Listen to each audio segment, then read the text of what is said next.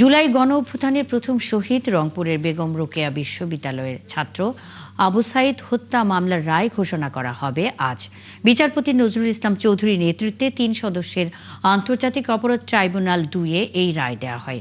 Prosecution ও আসামি পক্ষের যুক্তিতর্ক উপস্থাপন শেষে গত ২৭ জানুয়ারি মামলাটি রায়ের জন্য অপেক্ষমান রাখা হয়। গত বছরের ৬ আগস্ট ৩০ আসামির বিরুদ্ধে অভিযোগ গঠন করে এ মামলার বিচার শুরু করেন ট্রাইব্যুনাল। এ মামলায় ৩০ জন আসামির মধ্যে ২৪ জন পলাতক এবং ৬ জন গ্রেপ্তার অবস্থায় কারাগারে আছেন। প্রসিকিউশনের পক্ষে মোট ২৫ জনের জবানবন্দি নেওয়া হয়েছে। আবু সাইদ ২০২৪ সালের ১৬ জুলাই আওয়ামী লীগ বিরোধী গণ অভ্যুত্থানের প্রথম শহীদ। তিনি বৈষম্য বিরোধী আন্দোলনের অন্যতম সমন্বয়ক ছিলেন। তার মৃত্যুতে ছাত্র জনতার আন্দোলন ভিন্ন মাত্রা পায়, যা পরে গণ অভ্যুত্থানে রূপ নেয়।